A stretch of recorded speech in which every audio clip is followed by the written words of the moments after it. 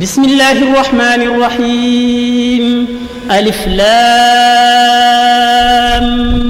ميم. ذلك الكتاب لا ريب فيه هدى للمتقين الذين يؤمنون بالغيب ويقيمون الصلاة ومما رزقناهم ينفقون والذين يؤمنون بما أنزل إليك وما أنزل من قبلك وبالآخرة هم يوقنون أولئك على هدى من ربهم وأولئك هم المفلحون. إن الذين كفروا سواء عليهم أنذرتهم أم لم تنذرهم لا يؤمنون.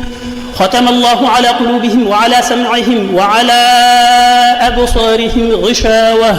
ولهم عذاب عظيم. ومن الناس من يقول آمنا بالله وباليوم الآخر وما هم بمؤمنين يخادعون الله والذين آمنوا وما يخادعون إلا أنفسهم وما يشعرون. في قلوبهم مرض فزادهم الله مرضا ولهم عذاب بما كانوا يكذبون. وإذا قيل لهم لا تفسدوا في الأرض قالوا إنما نحن مصلحون ألا إنهم هم المفسدون ولكن لا يشعرون. وإذا قيل لهم آمنوا كما آمن الناس قالوا أنؤمن كما آمن السفهاء ألا إنهم هم السفهاء ولكن لا يعلمون. وإذا لقوا الذين آمنوا قالوا آمنا وإذا خلوا إلى شياطينهم قالوا إنا معكم إنما نحن مستهزئون. الله يستهزئ بهم ويمدهم في طغيانهم يعمهون. أولئك الذين اشتروا الضلالة بالهدى فما ربحت تجارتهم وما كانوا مهتدين. مثلهم كمثل الذي استوقد نارا فلما أضاءت ما حوله ذهب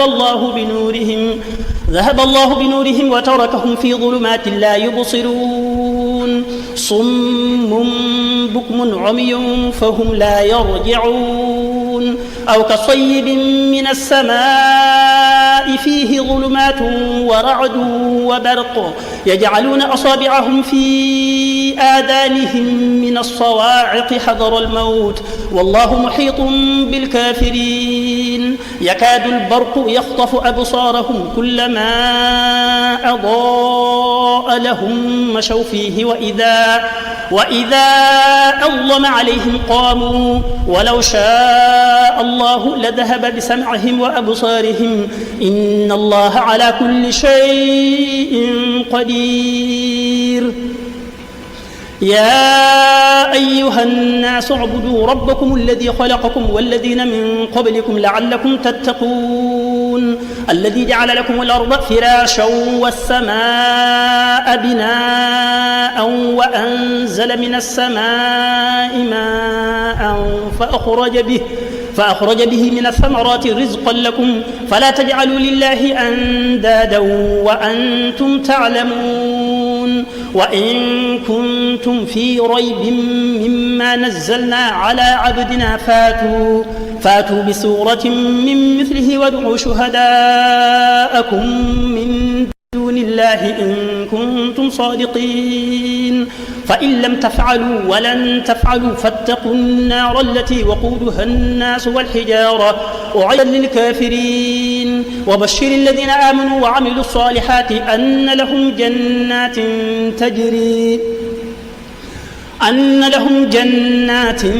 تجري من تحتها الأنهار كلما رزقوا منها من ثمرة رزقا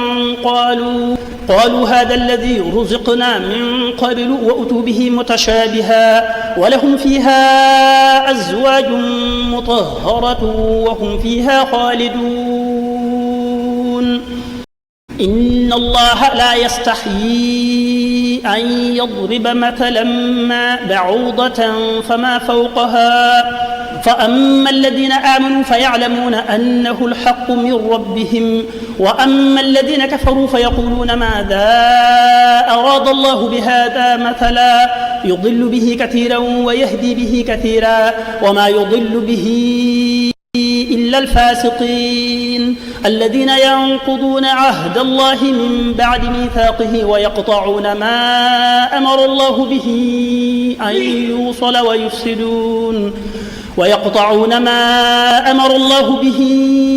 أن يوصل ويفسدون في الأرض أولئك هم الخاسرون كيف تكفرون بالله وكنتم أمواتا فأحياكم ثم يميتكم ثم يحييكم ثم إليه ترجعون هو الذي خلق لكم ما في الأرض جميعا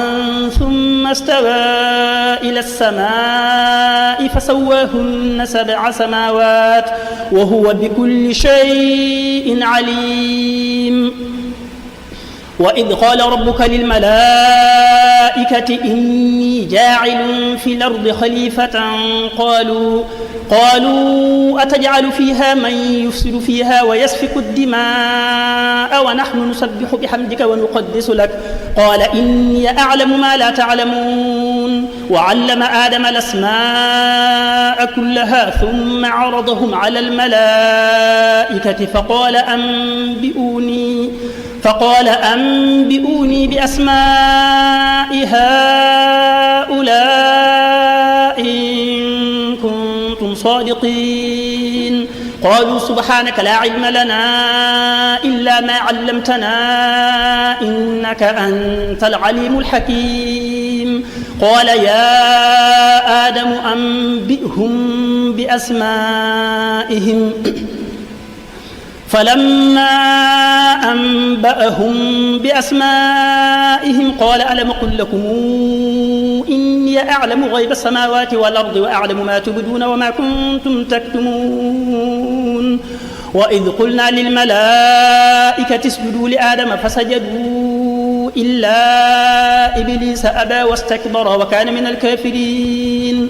وقلنا يا آدم اسكن أنت وزوجك الجنة وكلا منها رغدا حيث شئتما ولا تقربا هذه الشجرة فتكونا من الظالمين فأزلهما الشيطان عنها فأخرجهما مما كانا فيه وقلنا اهبطوا بعضكم لبعض عدو ولكم في الأرض مستقر ومتاع حين فتلقى آدم من ربه كلمات فتاب عليه إنه هو التواب الرحيم قلنا اهبطوا منها جميعا فإما ياتينكم مني هدى فمن تبع هداي فلا خوف عليهم ولا هم يحزنون والذين كفروا وكذبوا بآياتنا أولئك أصحاب النار هم فيها خالدون يا بني إسرائيل اذكروا نعمتي التي أنعمت عليكم وأوفوا بعهدي أوف بعهدكم وإياي فارهبون وآمنوا بما أنزلت مصدقا لما معكم ولا تكونوا أول كافر به ولا تشتروا بآياتي ثمنا قليلا وإياي فاتقون ولا تلبسوا الحق بالباطل وتكتموا الحق وأنتم تعلمون وأقيموا الصلاة وآتوا الزكاة واركعوا مع الراكعين أتأمرون الناس بالبر وتنسون أنفسكم وأنتم تتلون الكتاب أفلا تعقلون واستعينوا بالصبر والصلاة وإنها لكبيرة إلا على الخاشعين الذين يظنون أنهم ملاقو ربهم وأنهم إليه راجعون يا بني إسرائيل اذكروا نعمتي التي أنعمت عليكم وأني فضلتكم على العالمين واتقوا يوما لا تجزي نفس عن نفس شيئا ولا يقبل منها شفاعة ولا يؤخذ منها عدل ولا هم ينصرون وإذ نجيناكم من آل فرعون يسومونكم سوء العذاب يذبحون أبناءكم ويستحيون نساءكم وفي ذلكم بلاء من ربكم عظيم وإذ فرقنا بكم البحر فأنجيناكم وأغرقنا آل فرعون وأنتم تنظرون وإذ واعدنا موسى 40 ليلة ثم اتخذتم العجل من بعده وأنتم ظالمون ثم عفونا عنكم من بعد ذلك لعلكم تشكرون وإذ آتينا موسى الكتاب والفرقان لعلكم تهتدون وإذ قال موسى لقومه يا قوم إنكم ظلمتم أنفسكم باتخاذكم العجل فتوبوا إلى بارئكم فاقتلوا أنفسكم ذلكم خير لكم عند بارئكم فتاب عليكم إنه هو التواب الرحيم وإذ قلتم يا موسى لن نؤمن لك حتى نرى الله جهرة فأخذتكم الصاعقة وأنتم تنظرون ثم بعثناكم من بعد موتكم لعلكم تشكرون وظللنا عليكم الغمام وأن عليكم المن والسلوى كلوا من طيبات ما رزقناكم وما ظلمونا ولكن كانوا أنفسهم يظلمون وإذ قلنا هذه القرية فكلوا منها حيث شئتم رغدا وادخلوا الباب سجدا وقولوا حطة يغفر لكم خطاياكم وسنزيد المحسنين فبدل الذين ظلموا قولا غير الذي قيل لهم فأنزلنا على الذين ظلموا رجزا من السماء بما كانوا يفسقون وإذ استسقى موسى لقومه فقلنا اضرب بعصاك الحجر فانفجرت منه 12 عينا قد علم كل أناس مشربهم كلوا واشربوا من رزق الله ولا تعثوا في الأرض مفسدين وإذ قلتم يا موسى لن نصبر على طعام واحد فادع لنا ربك يخرج لنا مما تنبت الأرض من بقلها وقثائها وفومها وعدسها وبصلها قال أتستبدلون الذي هو أدنى بالذي هو خير اهبطوا مصرا فإن لكم ما سألتم وضربت عليهم الذلة والمسكنة وباءوا بغير الحق ذلك بما عصوا وكانوا يعتدون إن الذين آمنوا والذين هادوا والنصارى والصابين من آمن بالله واليوم الآخر وعمل صالحا فلهم أجرهم عند ربهم ولا خوف عليهم ولا هم يحزنون وإذا أخذنا ميثاقكم ورفعنا فوقكم الطور خذوا ما آتيناكم بقوة واذكروا ما فيه لعلكم تتقون ثم توليتم من بعد ذلك فلولا فضل الله عليكم ورحمته لكنتم من الخاسرين ولقد علمتم الذين اعتدوا منكم في السبت فقلنا لهم كونوا قردة خاسئين فجعلناها نكالا لما بين يديها وما خلفها وموعظة للمتقين وإذ قال موسى لقومه إن الله يأمركم أن تذبحوا بقرة قالوا أتتخذنا هزؤا قال أعوذ بالله أن أكون من الجاهلين قال ادع لنا ربك يبين لنا ما هي قال إنه يقول إنها بقرة لا فارض ولا بكر عوان بين ذلك فافعلوا ما تؤمرون قالوا ادع لنا ربك يبين لنا ما لونها قال إنه يقول إنها بقرة صفراء فاقع لونها تسر الناظرين قالوا ادع لنا ربك يبين لنا ما هي إن البقرة تشابه علينا وإنا إن شاء الله لمهتدون تعملون قال إنه يقول إنها بقرة لا ذلول تثير الأرض ولا تسقي الحرث مسلمة لا شية فيها قالوا لا نجئت بالحق فذبحوها وما كادوا يفعلون وإذ قتلتم نفسا فادارأتم فيها والله مخرج ما كنتم تكتمون فقلنا اضربوه ببعضها كذلك يحيي الله الموتى ويريكم آياته لعلكم تعقلون ثم قست قلوبكم من بعد ذلك فهي كالحجارة أو أشد قسوة وإن من الحجارة لما يتفجر منه الأنهار وإن منها لما يشقق فيخرج منه الماء وإن منها لما يهبط من خشية الله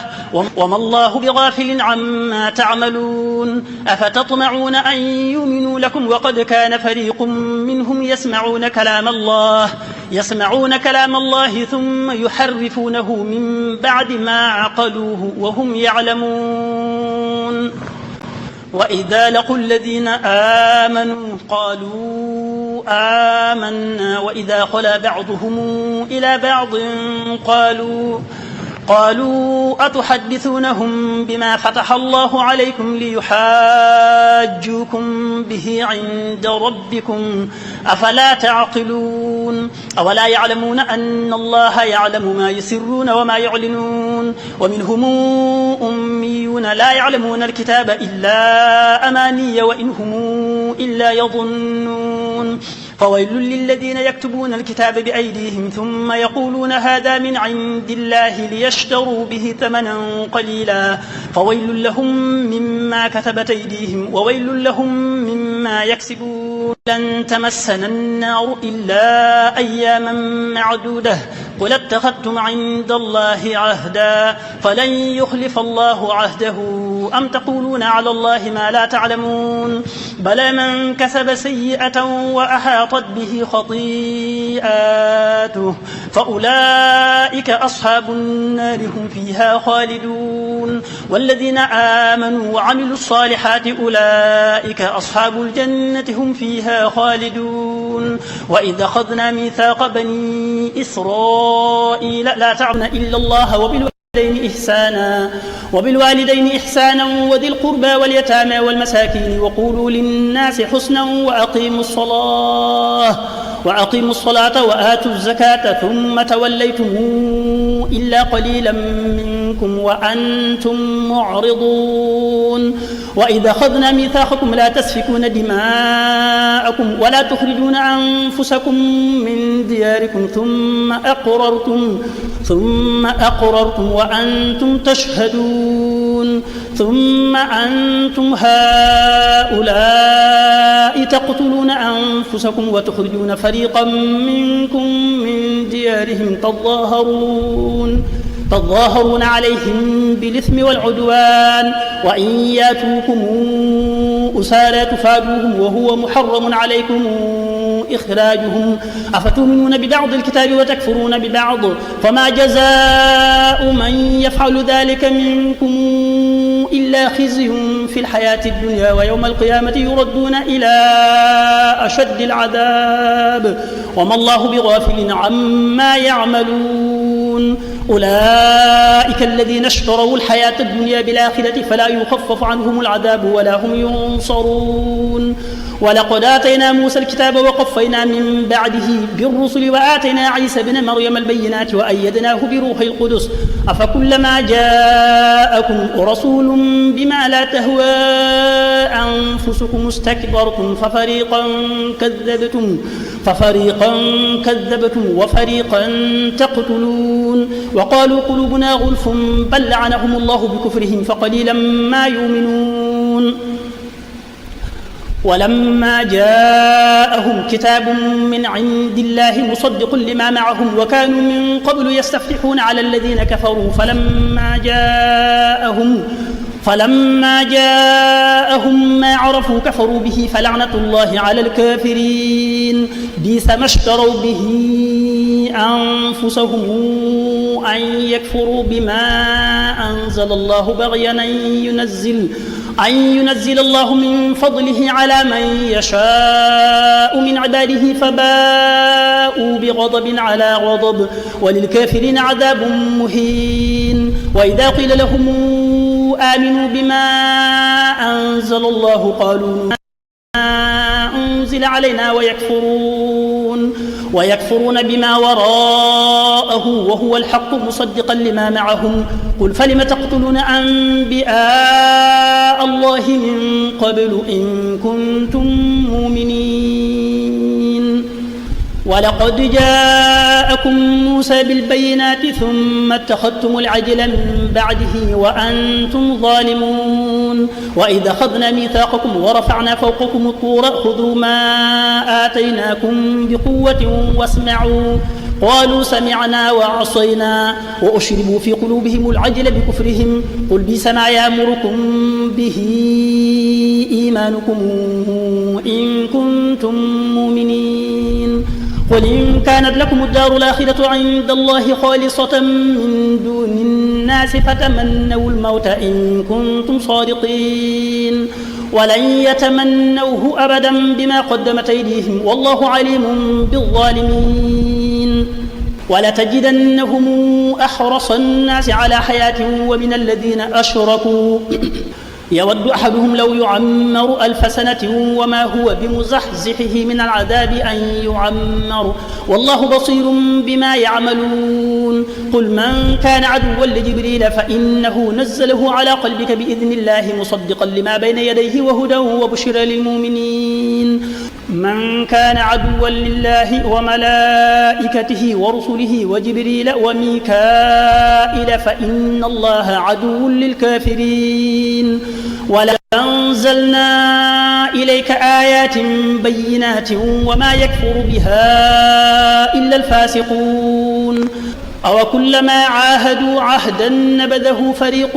منهم بل أكثرهم لا يؤمنون. ولما جاءهم رسول من عند الله مصدق لما معهم نبذ فريق من الذين أوتوا الكتاب كتاب الله وراء ظهورهم كأنهم لا يعلمون. واتبعوا ما تتلو الشياطين على ملك سليمان وما كفر سليمان ولكن الشياطين كفروا يعلمون الناس السحر وما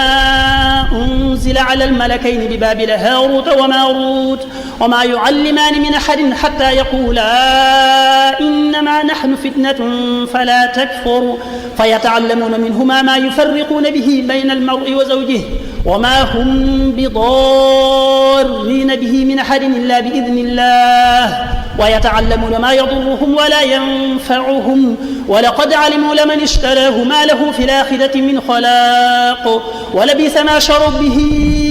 أنفسهم لو كانوا يعلمون. ولو أنهم آمنوا واتقوا لمثوبة من عند الله خير لو كانوا يعلمون. يا أيها الذين آمنوا لا تقولوا راعنا وقولوا انظرنا واسمعوا وللكافرين عذاب أليم. ما يود الذين كفروا من أهل الكتاب ولا المشركين أن ينزل عليكم من خير من ربكم والله يختص برحمته من يشاء والله ذو الفضل العظيم. ما ننسخ من آية أو ننسها نات بخير منها أو مثلها ألم تعلم أن الله على كل شيء قدير. ألم تعلم أن الله له ملك السماوات والأرض وما لكم من دون الله من ولي ولا نصير. أم تريدون أن تسألوا رسولكم كما سئل موسى من قبل ومن يتبدل الكفر بالإيمان فقد ضل سواء السبيل. ود كثير من أهل الكتاب لو يردونكم من بعد إيمانكم كفارا حسدا من عند أنفسهم من بعد ما تبين لهم الحق فاعفوا واصفحوا حتى يأتي الله بأمره إن الله على كل شيء قدير. وأقيموا الصلاة وآتوا الزكاة وما تقدموا لأنفسكم من خير تجدوه عند الله إن الله بما تعملون بصير. وقالوا لن يدخل الجنة إلا من كان هودا أو نصارى تلك أمانيهم قل هاتوا برهانكم إن كنتم صادقين بلى من أسلم وجهه لله وهو محسن فله أجره عند ربه ولا خوف عليهم ولا هم يحزنون وقالت اليهود ليست النصارى على شيء وقالت النصارى ليست اليهود على شيء وهم يتلون الكتاب كذلك قال الذين لا يعلمون مثل قولهم فالله يحكم بينهم يوم القيامة فيما كانوا فيه يختلفون ومن أظلم ممن منع مساجد الله أن يذكر فيها اسمه وسعى في خرابها أولئك ما كان لهم أن يدخلوها إلا خائفين لهم في الدنيا خزي ولهم في الآخرة عذاب عظيم ولله المشرق والمغرب فأينما تولوا فثم وجه الله إن الله واسع عليم وقالوا اتخذ الله ولدا سبحانه بل له ما في السماوات والأرض كل له قانتون بديع السماوات والأرض وإذا قضى أمرا فإنما يقول له كن فيكون وقال الذين لا يعلمون لولا يكلمنا الله أو تأتينا آية كذلك قال الذين من قبلهم مثل قولهم تشابهت قلوبهم قد بينا الآيات لقوم يوقنون إنا أرسلناك بالحق بشيرا ونذيرا ولا تسأل عن أصحاب الجحيم ولن ترضى عنك اليهود ولا النصارى حتى تتبع ملتهم قل إن هدى الله هو الهدى ولئن اتبعت أهواءهم بعد الذي جاءك من العلم ما لك من الله من ولي ولا نصير الذين آتيناهم الكتاب يتلونه حق تلاوته أولئك يؤمنون به ومن يكفر به فأولئك هم الخاسرون يا بني إسرائيل اذكروا نعمتي التي أنعمت عليكم وأني فضلتكم على العالمين واتقوا يوما لا تجزي نفس عن نفس شيئا ولا يقبل منها عدل ولا تنفعها شفاعة ولا هم ينصرون وإذ ابتلى إبراهيم ربه بكلمات فأتمهن قال إني جاعلك للناس إماما قال ومن ذريتي قال لا ينال عهدي الظالمين وإذ جعلنا البيت مثابة للناس وأمنا واتخذوا من مقام إبراهيم مصلى وعهدنا إلى إبراهيم وإسماعيل أن طهر بيتي للطائفين والعاكفين والركع السجود وإذ قال إبراهيم رب اجعل هذا بلدنا آمنا وارزق أهله من الثمرات من آمن منهم بالله واليوم الآخر قال ومن كفر فأمتعه قليلا ثم أضطره إلى عذاب النار وبئس المصير وإذ يرفع إبراهيم القواعد من البيت وإسماعيل ربنا تقبل منا إنك أنت السميع العليم ربنا واجعلنا مسلمين لك ومن ذريتنا أمة مسلمة لك وأرنا مناسكنا وتب علينا إنك أنت التواب الرحيم ربنا وابعث فيهم رسولا منهم يتلو عليهم آياتك ويعلمهم الكتاب والحكمة ويزكيهم إنك أنت العزيز الحكيم ومن يرغب عن ملة إبراهيم إلا من سفه نفسه ولقد اصطفيناه في الدنيا وإنه في الآخرة لمن الصالحين إذ قال له ربه أسلم قال أسلمت لرب العالمين وأوصى بها إبراهيم بنيه ويعقوب يا بني إن الله اصطفى لكم الدين فلا تموتن إلا وأنتم مسلمون أم كنتم شهداء إذ حضر يعقوب الموت إذ قال لبنيه ما تعبدون من بعدي قالوا نعبد إلهك وإله آبائك إبراهيم وإسماعيل وإسحاق إلها واحدا ونحن له مسلمون تلك أمة قد خلت لها ما كسبت ولكم ما كسبتم ولا تسألون عما كانوا يعملون وقالوا كونوا هودا ونصارى تهتدوا قل بل ملة إبراهيم حنيفا وما كان من المشركين قولوا آمنا بالله وما أنزل إلينا وما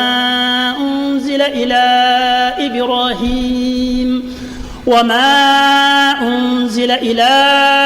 إبراهيم وإسماعيل وإسحاق ويعقوب والأسباط وما أوتي موسى وعيسى وما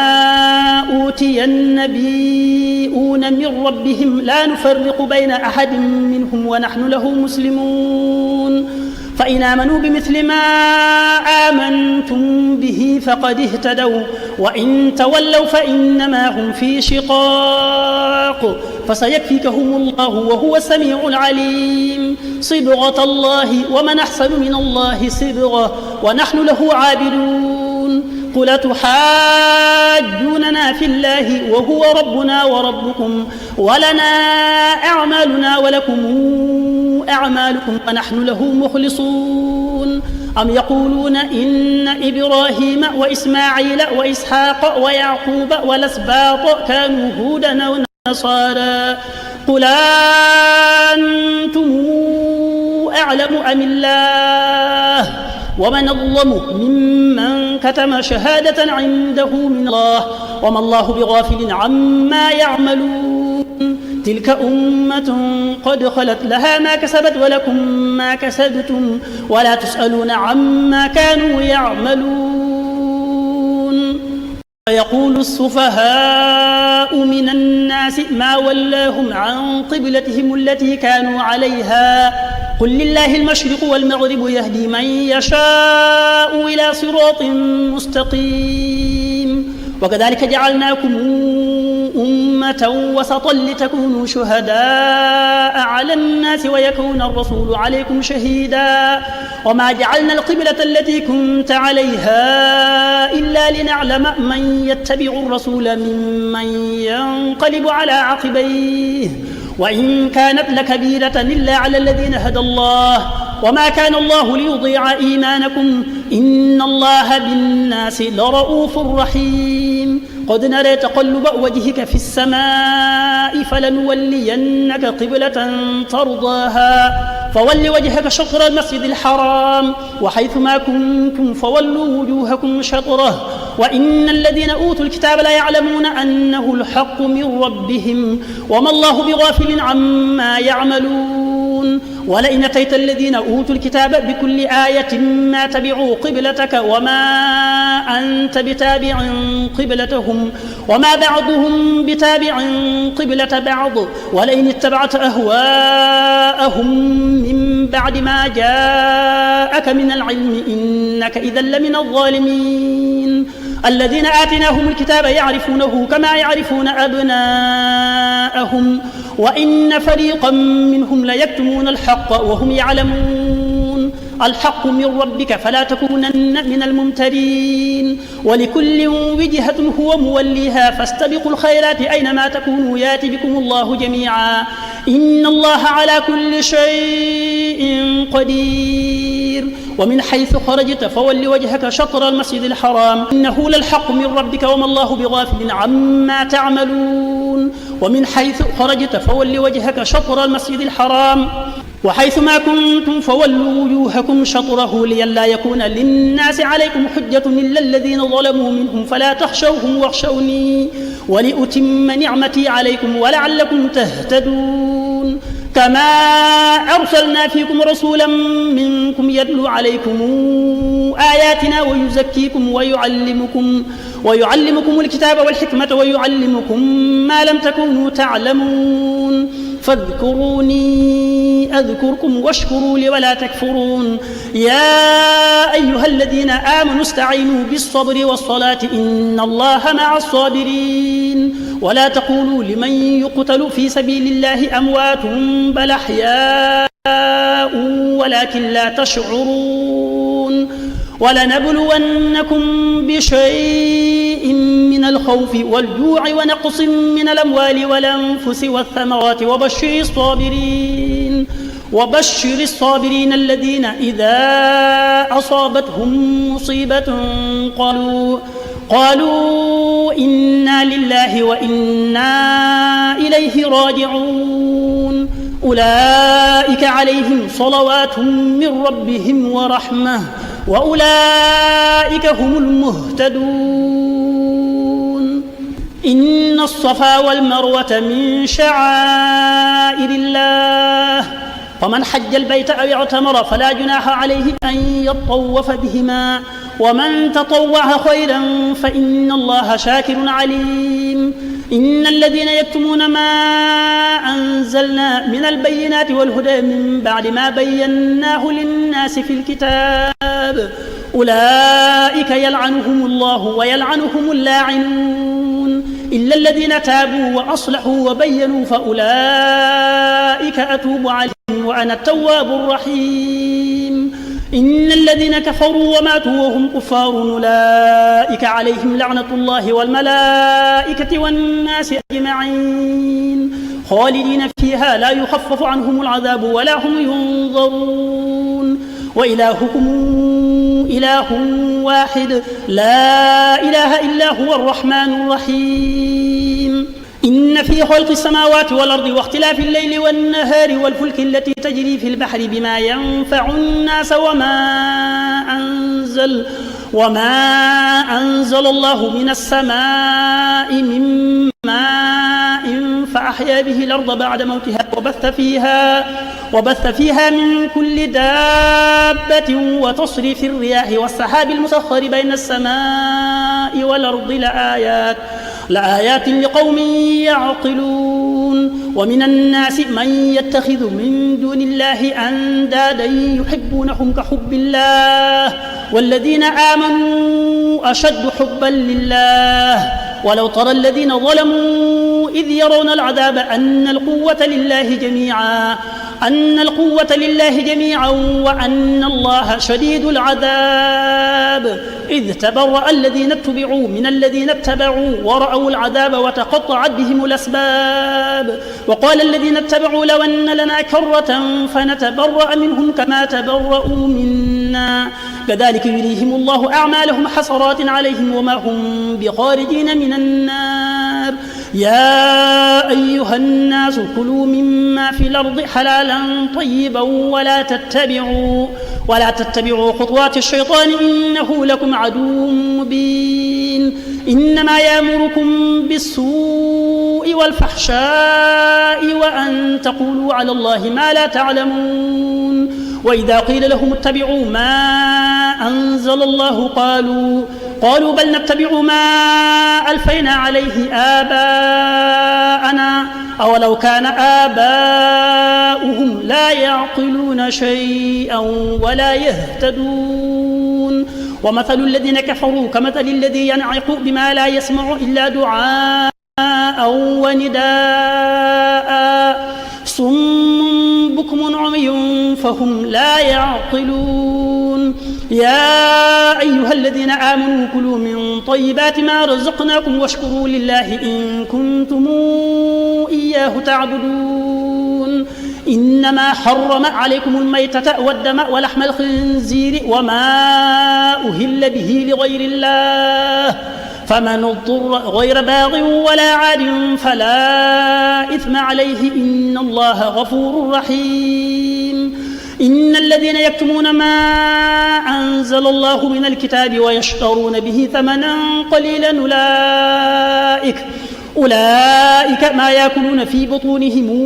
إلا النار ولا يكلمهم الله يوم القيامة ولا يزكيهم ولهم عذاب أليم. أولئك الذين اشتروا الضلالة بالهدى والعذاب بالمغفرة فما أصبرهم على النار ذلك بأن الله نزل الكتاب بالحق وإن الذين اختلفوا في الكتاب لفي شقاق بعيد.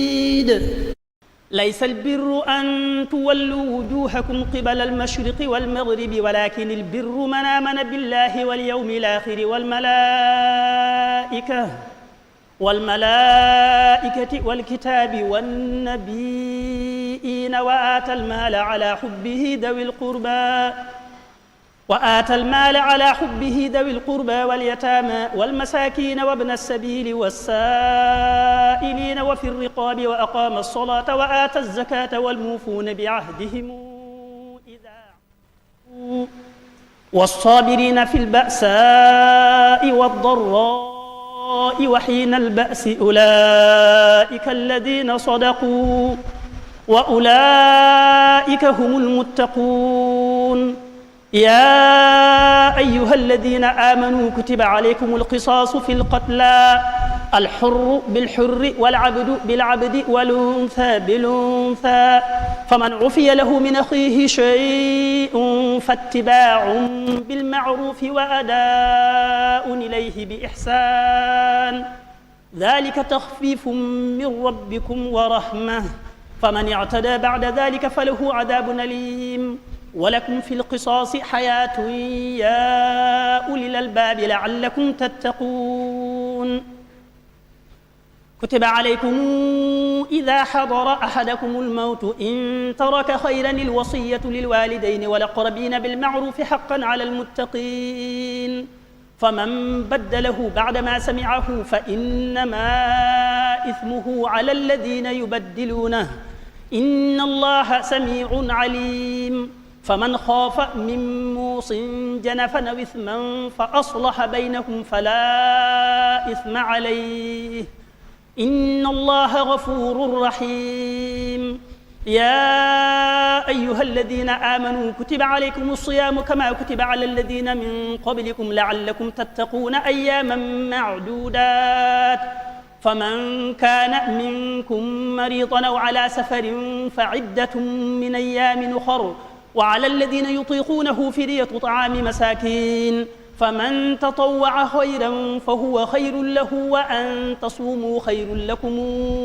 إن كنتم تعلمون.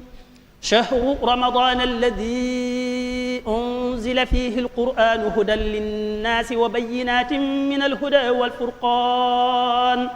فمن شهد منكم الشهر فليصمه ومن كان مريضا أو على سفر فعدة من أيام أخر يريد الله بكم اليسر ولا يريد بكم العسر ولتكملوا العدة ولتكبروا الله على ما هداكم ولعلكم تشكرون. وإذا سألك عبادي عني فإني قريب نجيب دعوة الداعي إذا دعان فليستجيبوا لي وليؤمنوا بي لعلهم يرشدون. أحل لكم ليلة الصيام الرفث إلى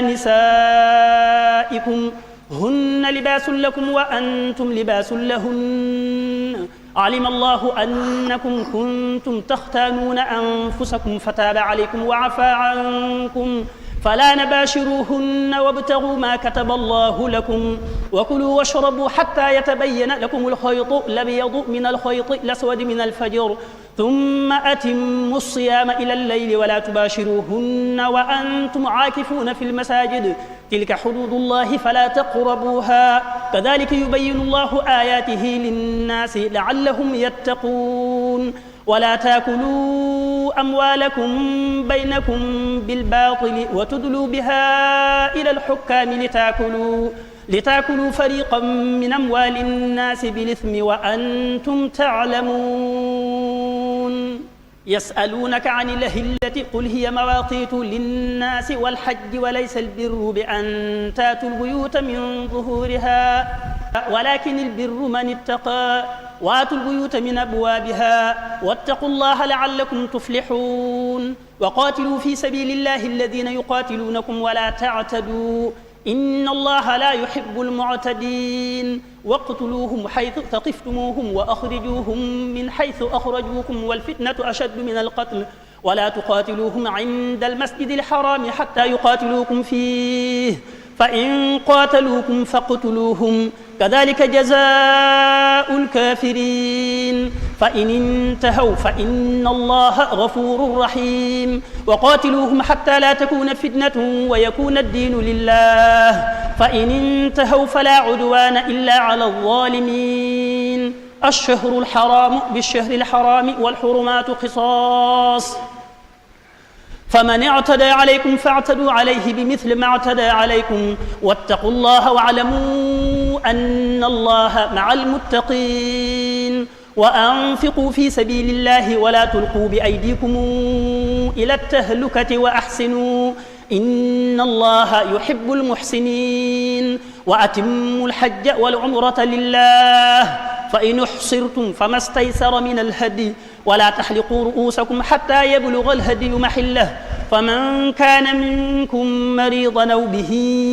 أذى من رأسه ففدية من صيام أو صدقة أو نسك فإذا أمنتم فمن تمتع بالعمرة إلى الحج فما استيسر من الهدي فمن لم يجد فصيام 3 أيام في الحج و7 إذا رجعتم تلك 10 كاملة ذلك لمن لم يكن أهله حاضر المسجد الحرام واتقوا الله واعلموا أن الله شديد العقاب الحج أشهر معلومات فمن فرض فيهن الحج فلا رفث ولا فسوق ولا جدال في الحج وما تفعلوا من خير يعلمه الله وتزودوا فإن خير الزاد التقوى واتقون يا أولي الألباب ليس عليكم جناح أن تبتغوا فضلا من ربكم فإذا أفضتم من عرفات فاذكروا الله عند المشعر الحرام واذكروه كما هداكم وإن كنتم من قبله لمن الضالين ثم أفيضوا من حيث أفاض الناس واستغفروا الله إن الله غفور رحيم فإذا قضيتم مناسككم فاذكروا الله كذكركم آباءكم أو أشد ذكرا فمن الناس من يقول ربنا آتنا في الدنيا وما له في الآخرة من خلاق ومنهم من يقول ربنا آتنا في الدنيا حسنة وفي الآخرة حسنة وقنا عذاب النار أولئك لهم نصيب مما كسبوا والله سريع الحساب واذكروا الله في أيام معدودات فمن تعجل في يومين فلا إثم عليه ومن تأخر فلا إثم عليه لمن اتقى واتقوا الله واعلموا أنكم إليه تحشرون ومن الناس من يعجبك قوله في الحياة الدنيا ويشهد الله على ما في قلبه وهو ألد الخصام وإذا تولى سعى في الأرض ليفسد فيها ويهلك الحرث والنسل والله لا يحب الفساد وإذا قيل له اتق الله أخذته العزة بالإثم فحسبه جهنم ولبئس المهاد ومن الناس من يشري نفسه ابتغاء مرضات الله والله رؤوف بالعباد يا أيها الذين آمنوا ادخلوا في السلم كافة ولا تتبعوا خطوات الشيطان إنه لكم عدو مبين فإن زللتم من بعد ما جاءتكم البينات فاعلموا أن الله عزيز حكيم هل ينظرون إلا أن ياتيهم الله في ظلل من الغمام والملائكة وقضي الأمر وإلى الله ترجع الأمور سل بني إسرائيل كما آتيناهم من آية بينة ومن يبدل نعمة الله من بعد ما جاءته فإن الله شديد العقاب زين للذين كفروا الحياة الدنيا ويسخرون من الذين آمنوا والذين اتقوا فوقهم يوم القيامة والله يرزق من يشاء بغير حساب. كان الناس أمة واحدة فبعث الله النبيين مبشرين ومنذرين وأنزل معهم الكتاب بالحق ليحكم بين الناس فيما اختلفوا فيه وما اختلف فيه إلا الذين أوتوه من بعد ما جاءتهم البينات بغيا بينهم فهدى الله الذين آمنوا لما اختلفوا فيه من الحق بإذنه والله يهدي من يشاء إلى صراط مستقيم. أم حسبتم أن تدخلوا الجنة ولما ياتكم مثل الذين خلوا من قبلكم مستهم البأساء والضراء وزلزلوا حتى يقول الرسول والذين آمنوا معه متى نصر الله ألا إن نصر الله قريب. يسألونك ماذا ينفقون قل ما أنفقتم من خير فللوالدين والأقربين واليتامى والمساكين وابن السبيل وما تفعلوا من خير فإن الله به عليم. كتب عليكم القتال وهو كره لكم وعسى أن تكرهوا شيئا وهو خير لكم وعسى أن تحبوا شيئا وهو شر لكم والله يعلم وأنتم لا تعلمون. يسألونك عن الشهر الحرام قتال فيه قل قتال فيه كبير وصد عن سبيل الله وكفر به والمسجد الحرام وإخراج أهله منه أكبر عند الله والفتنة أكبر من القتل ولا يزالون يقاتلونكم حتى يردوكم عن دينكم إن استطاعوا ومن يرتدد منكم عن دينه فيمت وهو كافر فأولئك حبطت أعمالهم في الدنيا والآخرة وأولئك أصحاب النار هم فيها خالدون. إن الذين آمنوا والذين هاجروا وجاهدوا في سبيل الله أولئك يرجون رحمة الله والله غفور رحيم. يسألونك عن الخمر والميسر قل فيهما إثم كبير ومنافع للناس وإثمهما أكبر من نفعهما ويسألونك ماذا ينفقون قل العفو كذلك يبين الله لكم الآيات لعلكم تتفكرون في الدنيا والآخرة. ويسألونك عن اليتامى قل إصلاح لهم خير وإن تخالطوهم فإخوانكم والله يعلم المفسد من المصلح ولو شاء الله لأعنتكم إن الله عزيز حكيم. ولا تنكحوا المشركات حتى يؤمن ولأمة مؤمنة خير من مشركة ولو أعجبتكم ولا تنكحوا المشركين حتى يؤمنوا ولعبد مؤمن خير من مشرك ولو أعجبكم أولئك يدعون إلى النار والله يدعو إلى الجنة والمغفرة بإذنه ويبين آياته للناس لعلهم يتذكرون. ويسألونك عن المحيض قل هو أذى فاعتزلوا النساء في المحيض ولا تقربوهن حتى يطهرن فإذا تطهرن فاتوهن من حيث أمركم الله إن الله يحب التوابين ويحب المتطهرين. نساؤكم حرث لكم فاتوا حرثكم أن شئتم وقدموا لأنفسكم واتقوا الله واعلموا أنكم ملاقوه وبشر المؤمنين. ولا تجعلوا الله عرضة لأيمانكم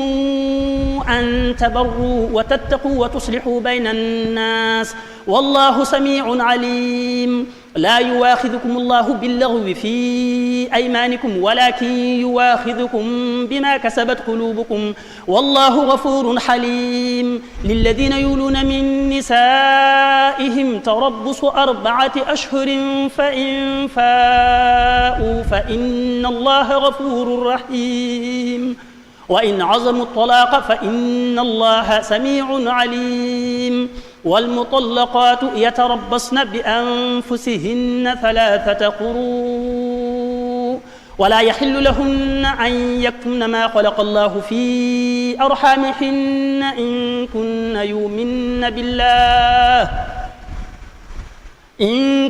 يؤمن بالله واليوم الآخر وبعولتهن أحق بردهن في ذلك إن أرادوا إصلاحا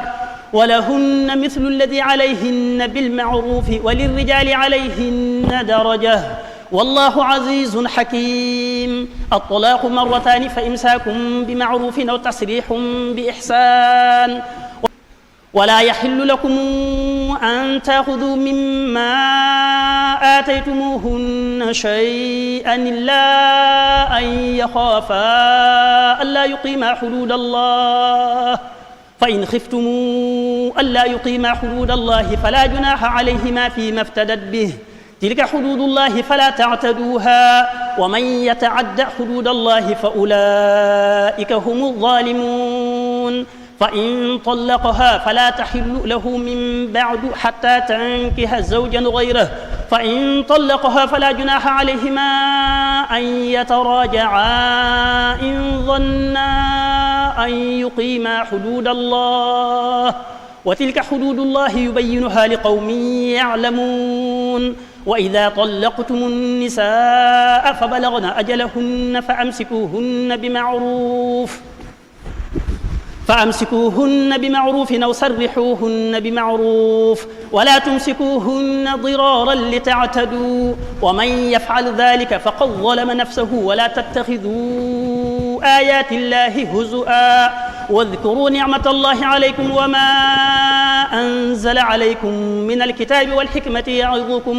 به واتقوا الله واعلموا أن الله بكل شيء عليم. وإذا طلقتم النساء فبلغن أجلهن فلا تعضلوهن أن ينكحن أزواجهن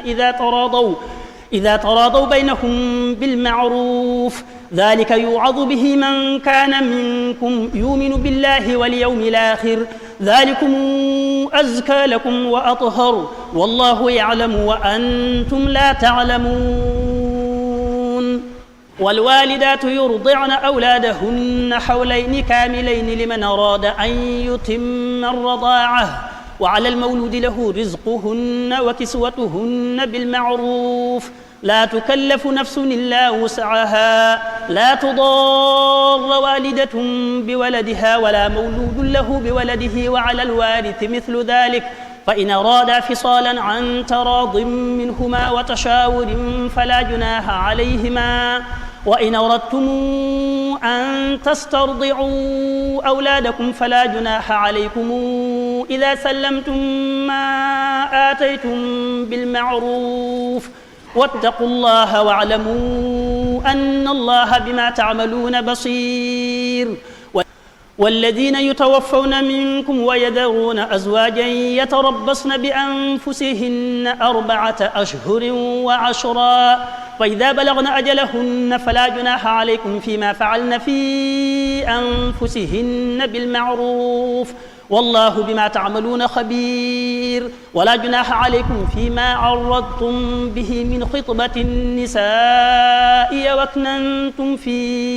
أنفسكم علم الله أنكم ستذكرونهن ولكن لا تواعدوهن سرا إلا أن تقولوا قولا معروفا ولا تعزموا عقدة النكاح حتى يبلغ الكتاب أجله واعلموا أن الله يعلم ما في أنفسكم فاحذروه واعلموا أن الله غفور حليم. لا جناح عليكم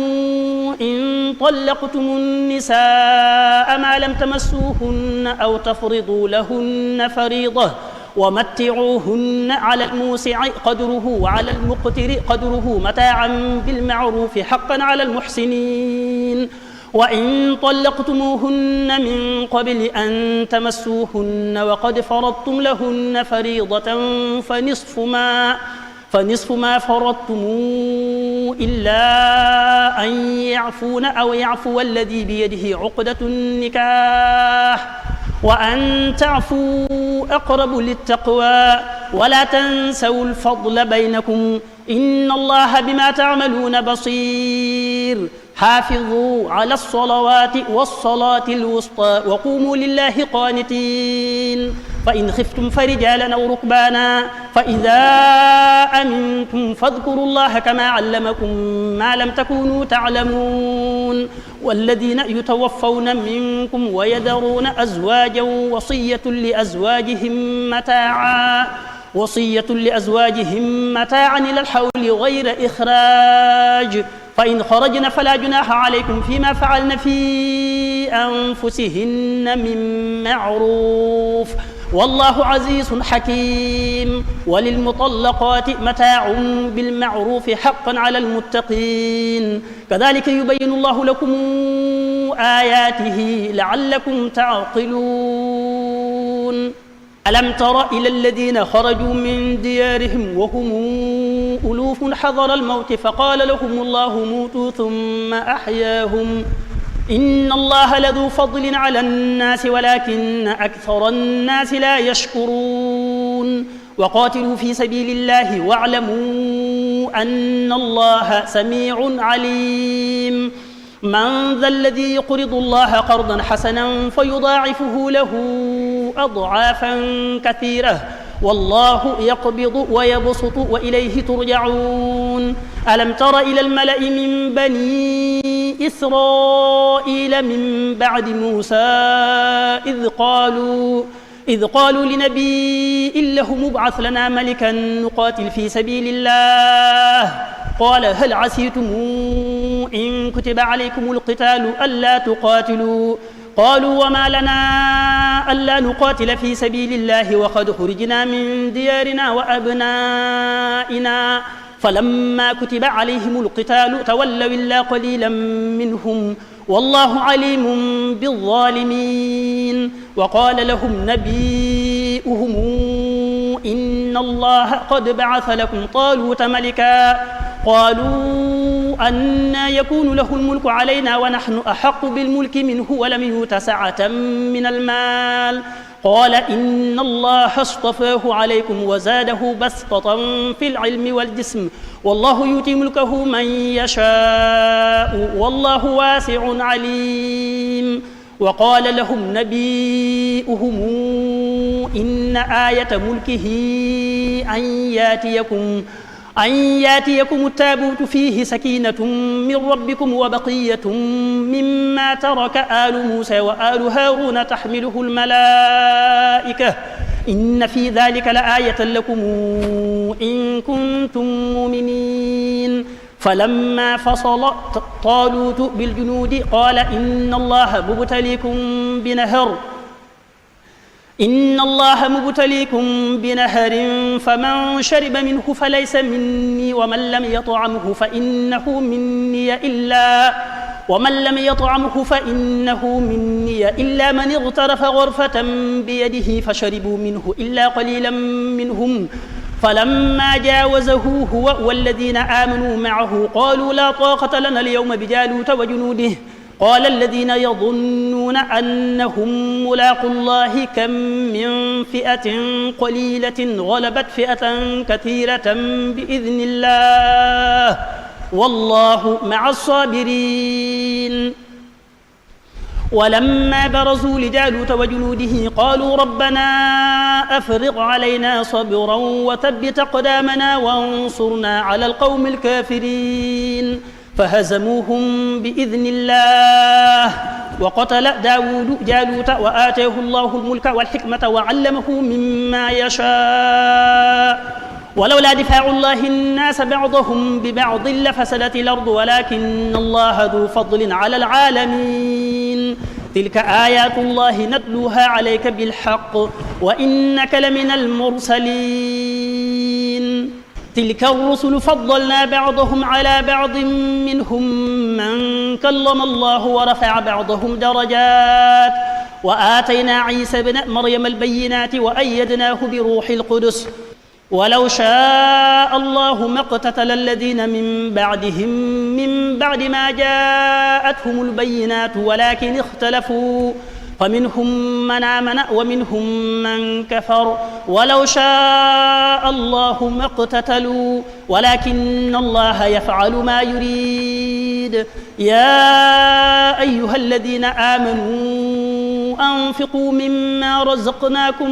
من قبل أن يأتي يوم لا بيع فيه ولا خلة ولا شفاعة والكافرون هم الظالمون. الله لا إله إلا هو الحي القيوم لا تأخذه سنة ولا نوم له ما في السماوات وما في الأرض من ذا الذي يشفع عنده إلا بإذنه يعلم ما بين أيديهم وما خلفهم ولا يحيطون بشيء من علمه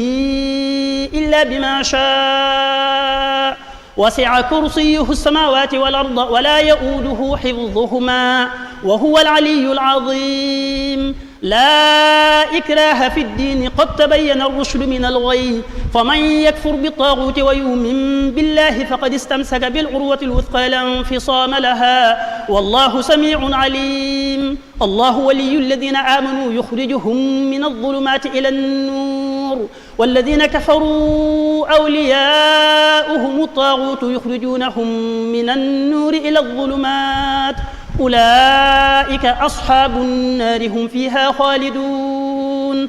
ألم تر إلى الذي حاج إبراهيم في ربه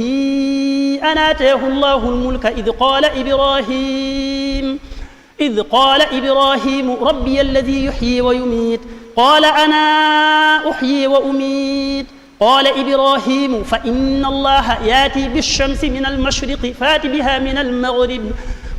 من المغرب فبهت الذي كفر والله لا يهدي القوم الظالمين. أو كالذي مر على قرية وهي خاوية على عروشها قال أنى يحيي هذه الله بعد موتها فأماته الله 100 عام ثم بعثه قال كم لبثت قال لبثت يوما أو بعض يوم قال بل لبثت 100 عام فانظر إلى طعامك وشرابك لم يتسنه وانظر إلى حمارك ولنجعلك آية للناس وانظر إلى العظام كيف ننشرها ثم نكسوها لحما فلما تبين له قال أعلم أن الله على كل شيء قدير. وإذ قال إبراهيم رب أرني كيف تحيي الموتى قال أولم تؤمن قال بلى ولكن ليطمئن قلبي قال فخذ 4 من الطير فصرهن إليك ثم اجعل على كل جبل منهن جزءا ثم ادعهن ياتينك سعيا واعلم أن الله عزيز حكيم. مثل الذين ينفقون أموالهم في سبيل الله كمثل حبة أنبتت 7 سنابل في كل سنبلة 100 حبة والله يضاعف لمن يشاء والله واسع عليم. الذين ينفقون أموالهم في سبيل الله ثم لا يتبعون ما أنفقوا منا ولا أذى لهم أجرهم عند ربهم ولا خوف عليهم ولا هم يحزنون. قول معروف ومغفرة خير من صدقة يتبعها أذى والله غني حليم. يا أيها الذين آمنوا لا تبطلوا صدقاتكم بالمن والأذى كالذي ينفق ماله رئاء الناس ولا يؤمن بالله واليوم الآخر فمثله كمثل صفوان عليه تراب فأصابه وابل فتركه صلدا لا يقدرون على شيء مما كسبوا والله لا يهدي القوم الكافرين. ومثل الذين ينفقون أموالهم ابتغاء مرضات الله وتثبيتا من أنفسهم كمثل جنة بربوة أصابها وابل فآتت أكلها ضعفين فإن لم يصبها وابل والله بما تعملون بصير أيود أحدكم أن تكون له جنة من نخيل وأعناب تجري من تحتها الأنهار له فيها من كل الثمرات وأصابه الكبر وله ذرية ضعفاء فأصابها إعصار فيه نار فاحترقت كذلك يبين الله لكم الآيات لعلكم تتفكرون يا أيها الذين آمنوا أنفقوا من طيبات ما كسبتم ومما أخرجنا لكم من الأرض ولا تيمموا الخبيث منه تنفقون ولستم بآخذيه إلا أن تغمضوا فيه واعلموا أن الله غني حميد الشيطان يعدكم الفقر ويأمركم بالفحشاء والله يعدكم مغفرة منه وفضلا والله واسع عليم يؤتي الحكمة من يشاء ومن يؤت الحكمة فقد أوتي خيرا كثيرا وما يذكر إلا أولو الألباب وما أنفقتم من نفقة أو نذرتم من نذر فإن الله يعلمه وما للظالمين من أنصار إن تبدوا الصدقات فنعما هي وإن تخفوها وتؤتوها الفقراء فهو خير لكم ونكفر عنكم من سيئاتكم والله بما تعملون خبير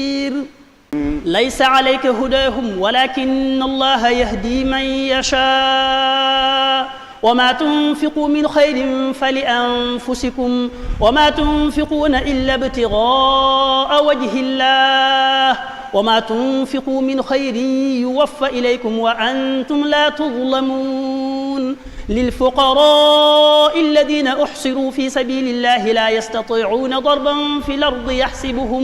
يحسبهم الجاهل أغنياء من التعفف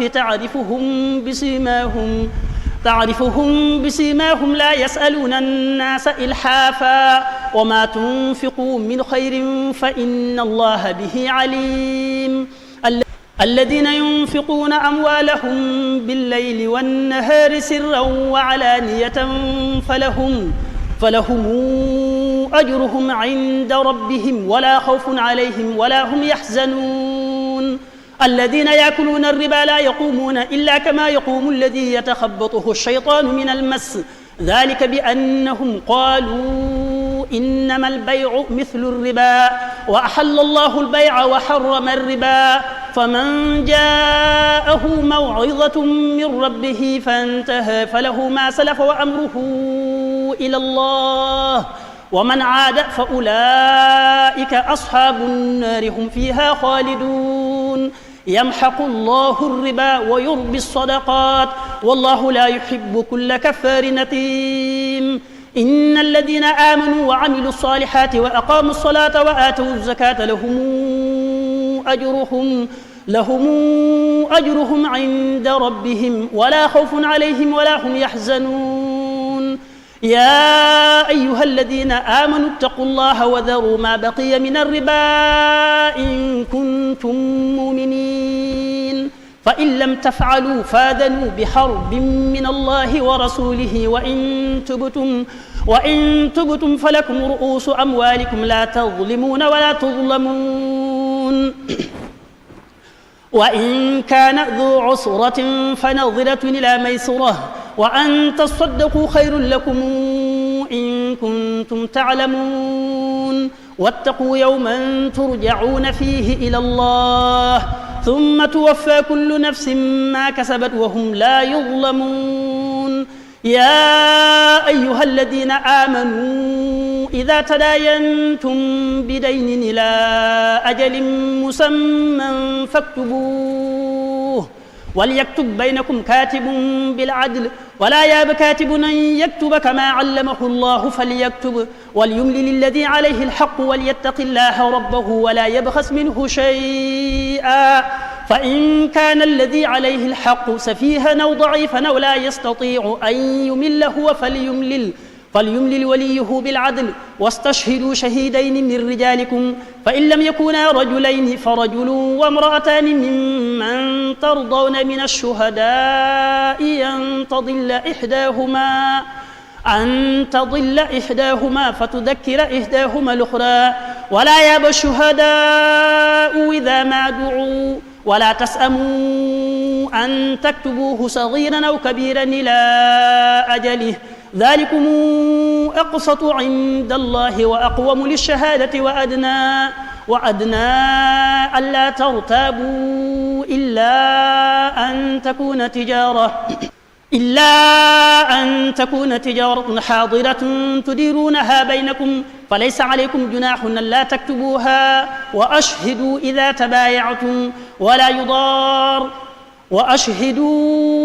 تبايعتم ولا يضار كاتب ولا شهيد وإن تفعلوا فإنه فسوق بكم واتقوا الله ويعلمكم الله والله بكل شيء عليم. وإن كنتم على سفر ولم تجدوا كاتبا فرهان مقبوضة فإن من بعضكم بعضا فليؤد الذي اؤتمن أمانته وليتق الله ربه ولا تكتموا الشهادة ومن يكتمها فإنه آثم قلبه والله بما تعملون عليم. لله ما في السماوات وما في الأرض وإن تبدوا ما في أنفسكم أو تخفوه يحاسبكم به الله فيغفر لمن يشاء ويعذب من يشاء والله على كل شيء قدير. آمن الرسول بما أنزل إليه من ربه والمؤمنون كلنا آمن بالله وملائكته وكتبه ورسله لا نفرق بين أحد من رسله وقالوا سمعنا وأطعنا غفرانك ربنا وإليك المصير. لا يكلف الله نفسا إلا وسعها لها ما كسبت وعليها ما اكتسبت ربنا لا تؤاخذنا إن نسينا أو أخطأنا ربنا ولا تحمل علينا إصرا كما حملته على الذين من قبلنا ربنا ولا تحملنا ما لا طاقة لنا به واعف عنا واغفر لنا وارحمنا أنت مولانا فانصرنا على القوم الكافرين.